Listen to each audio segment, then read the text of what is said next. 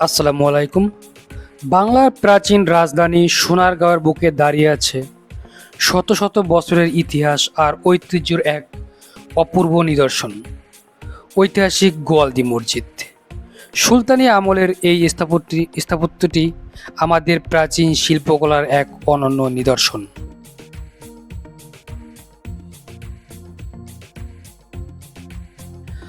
আজকের ভিডিওতে আমরা জানব বাংলার সুলতানি যুগের এক প্রাচীন মসজিদের ইতিহাস, এর নান্দনিক স্থাপত্যশৈলী এবং এটি কেন এত বিশেষ। চলুন ইতিহাসের পাতায় একটি ছোট্ট সফর শুরু করা যাক।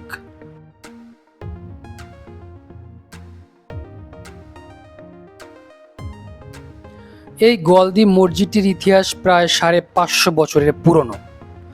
সুলতানি আমলে সোনারগাঁও যখন বাংলার একটি অত্যন্ত গুরুত্বপূর্ণ প্রশাসনিক ও বাণিজ্যিক কেন্দ্র ছিল, সে সময় এটি নির্মিত হয়।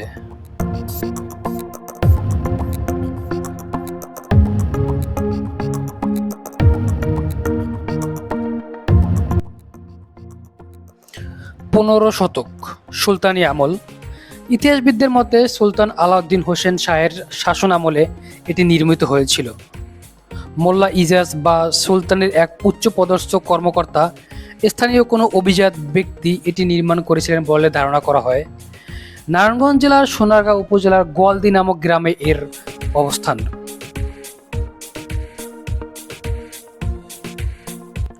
কালের পর কাল এটি পেরিয়ে গেল বাংলার সুলতানি স্থাপত্যের এক নিদর্শনটি আজও মাথা উঁচু করে দাঁড়িয়ে আছে এই গোয়ালদি গ্রামে।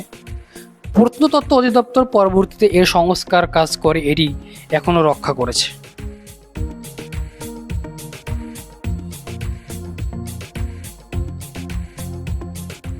কালের পর কাল এটি পেরিয়ে গেল বাংলার সুলতানি স্থাপত্যের এক নিদর্শনটি আজও মাথা উঁচু করে দাঁড়িয়ে আছে এই গোয়ালদি গ্রামে। প্রত্নতত্ত্ব অধিদপ্তর পরবর্তীতে এর সংস্কার কাজ করে এটি এখনো রক্ষা করেছে।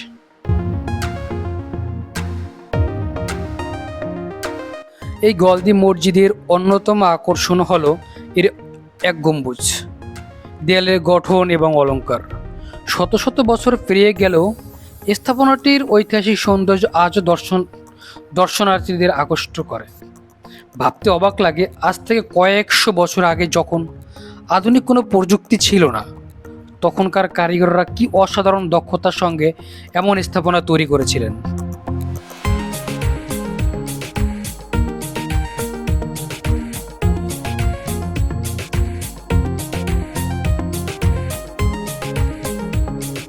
সময়ের পরিবর্তনের সঙ্গে সঙ্গে সোনারগাঁওয়ের অনেক স্থাপনা হারিয়ে গেল, গোয়ালদি মসজিদ এখনও আমাদের সামনে সেই পুরনো দিনের ইতিহাস ধরে সাক্ষী হয়ে দাঁড়িয়ে আছে।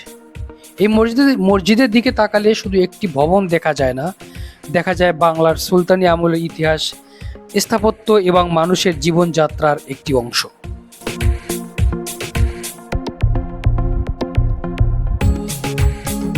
মসজিদের ভেতরে চমৎকার পোড়ামাটির কাজ রয়েছে।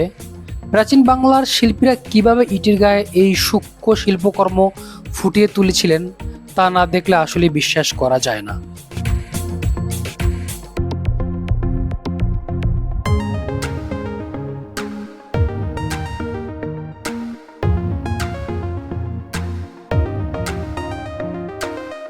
আপনারা যদি গোয়ালদি মসজিদ ঘুরে থাকেন বা যদি কেউ ঘুরে দেখে থাকেন, তাহলে কমেন্ট করে আপনার অভিজ্ঞতা আমাদের জানাতে পারেন।